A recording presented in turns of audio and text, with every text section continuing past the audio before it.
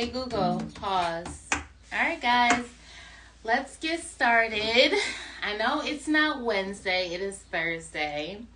But welcome to Word of the Day Wednesdays. I am author Nicole D. Miller. This is my debut novel, When Love Wins. When Love Wins is the charming tale, an urban Christian fiction story of two young female cousins with a rift in the relationship. When Natalie, who loses her mother, moves in with her cousin Ashley and uncle for grief support, she is shocked to find that she receives a cold welcome from her cousin Ashley. Ashley is the urban socialite fashionista who can't stand Natalie for some reason. It seems to have to do with her ex liking Natalie, but there seems to be more to the story. Hey Google, pause. This book is 2 points of view, so we hear from Ashley's point of view as well as Natalie's point of view. It is a riveting tale of sisterhood, love, and faith. It deals with childhood trauma. It deals with absenteeism from parents, grief, loss, and recovery, mental health issues ranging from depression to anxiety to cutting, some hot topics in the Black community infusing faith and spirituality. You can learn more at whenlovewins.love. All right, let's get started. So, as I mentioned before, it's not Wednesday, it's Thursday. And the reason this is a week late, it's actually 2 weeks late because I didn't do one 2 weeks ago, is because I was sick last week. And so I had COVID. So I had to recover. Thankfully, I had the nice 5-day kind and I recovered smoothly. So I'm making up for that by doing my posts, by doing a Word of the Day Wednesdays for the last 2 blogs. Last night I missed it because I had a really good friend turn 30. His name is E-Rock Beat. Some of you may know him. And his girl, Sophie, absolutely threw an amazing party last night on the West Side. And definitely we got lit. So check out my story, check out my reels. You'll see all the things in my lives. And that was amazing. All right, so let's get started. So the last 2 blogs, the first one that I have not covered yet is called I Will Wait For You. That blog post is near and dear to my heart for a few reasons. You guys know who followed me for any length of time that I struggle with waiting. That is just like not my cup of tea. Yet it seems to be the main way God wants to teach me, right? is waiting. So what I've realized in this season of my life is I've kind of gone along with the program of waiting in my spiritual journey, but I've never really agreed with it, right? So it's like God is like, yeah, you need to wait. Waiting is important. It's a value. It's a principle in the kingdom, yada, yada.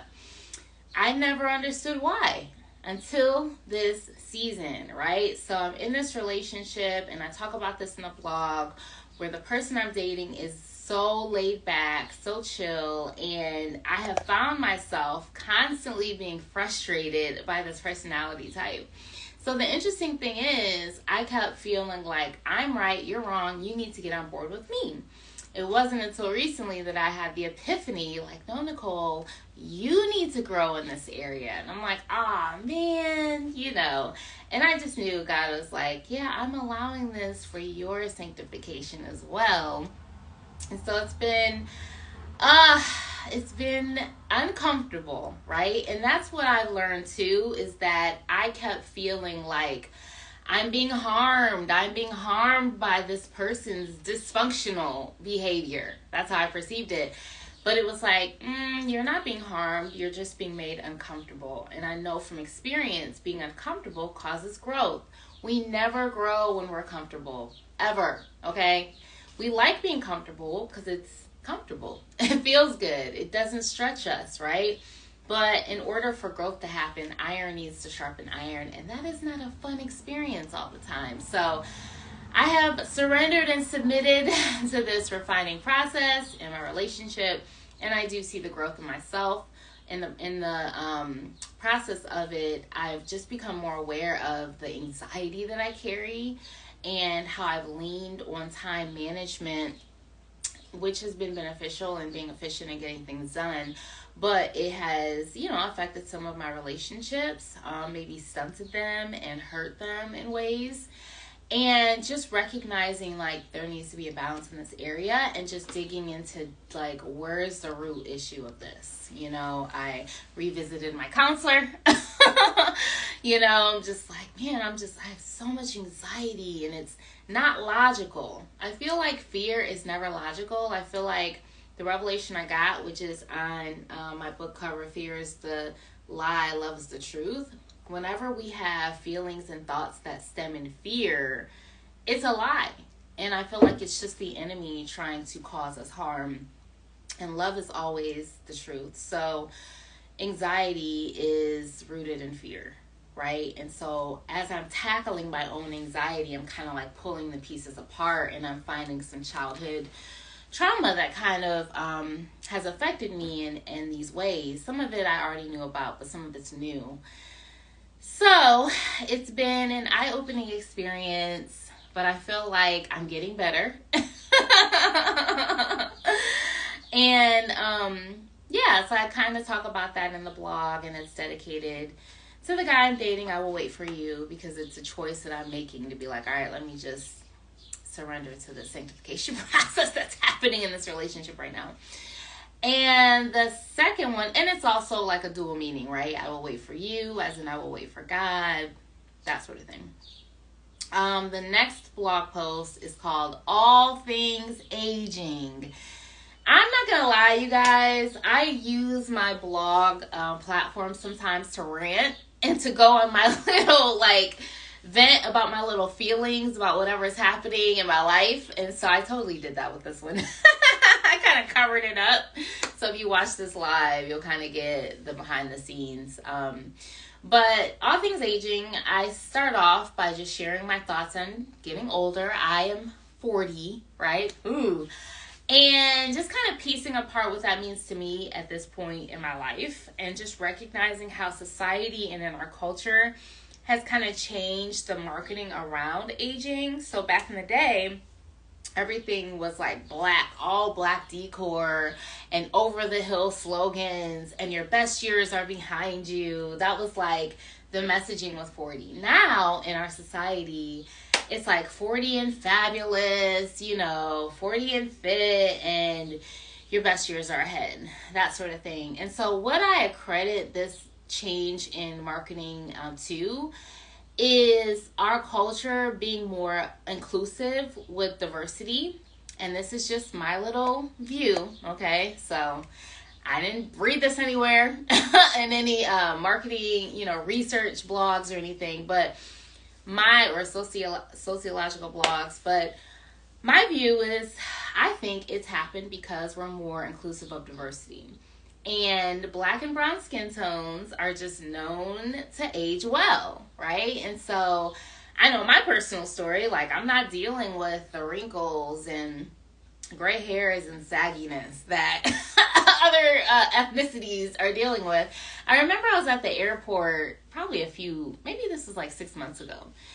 And I was talking to a woman who's probably in her late 40s or something.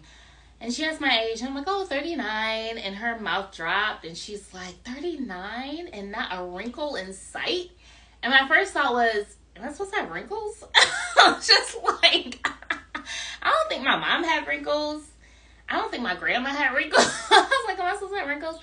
So anyways, I say all that to say, as I'm processing becoming older, I just think I'm realizing how different it looks, but I'm also trying to figure out where I fit in. So I've been watching this show, Firefly Lane, which I love, love, love, and highly recommend if you are a woman who loves sisterhood and, you know, all of the sappy friendship stories. So one of the characters in it, Danny, tells the main character, I think her name is Tula or Talia. I'm totally butchering this character's name, but anyways, Catherine Heigl plays her. And he tells her, because she's worried about being old, and he's like, well, you're not young, but you're not old either, you know? And so you're just kind of seeing what's in between, and I thought that was so true. And then, this is where the venting comes in, you guys. I went on my little tangent about an older black woman making a comment to me about my appearance. And this is not the first time this has happened, so I think that's why it kind of hit me. And she totally did it at the wrong time, where I was really dealing with some other stuff that was like way more important. And I'm like, first of all, lady, I haven't talked to you in forever. Second of all, why is this important to you? Okay. And third of all, where do you get off? So all of those thoughts happened. So anyways, what I recognized was that this tendency for older Black women to make these unwanted comments. And the funny thing is, it happened again within a week. And I was just like, this is crazy. So what I talk about is, I recognize that I'm not necessarily old because I'm not doing that foolishness. But at the same time, when I checked that person and checked the other person, it let me know that, oh, this is 40. This is what they mean when they say you're not going to care anymore what other people think. That really never resonated with me. I feel like I've always been a pretty authentic person. However, when these moments arose, I recognized the old Nicole would not have said this to them, because she would have said, oh, this is disrespectful to my elders, right? And not that I was being disrespectful, but I was just letting them know, like, I don't appreciate your comments. This isn't your business, you know, to even have an opinion on it, let alone address me on it. So my point is, it just kind of let me know, like, okay, maybe you're not old because you ain't doing that BS, but you're not young like you used to be, where you would have let this fly. And there's maturity there, right? So I say all that to say, if you'd like the tea, read the blog, which you can read at NicoleDMiller.com.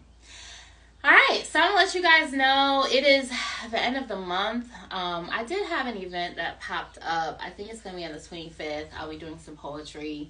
If you're not on my email list, definitely subscribe. You can go to my website, NicoleDMiller.com. Click on the newsletter box and subscribe there, because that's where I let you know about all of my events. On top of my social media, I'm pretty good about updating my social media with Instagram and my Linktree and all that jazz. But I do have an event coming up where I'll be spitting some poetry. I did a few events this month. The Cleveland Reads Initiative was last weekend. You can check out the footage on that on my Instagram. And I have some things happening in June. I know author is coming up for Loganberry. And then I will be featured at the Cleveland Public Library for Cleveland Reads as well. So stay tuned for all that. And I'm bringing back Girl Talk. I know you guys have missed Girl Talk. I was being so good with it, being quarterly, and then life got away from me. So I'm bringing it back in June. All right. Thank you guys for tuning in to Word of the Day Wednesdays on this Thursday. And I will see you next week.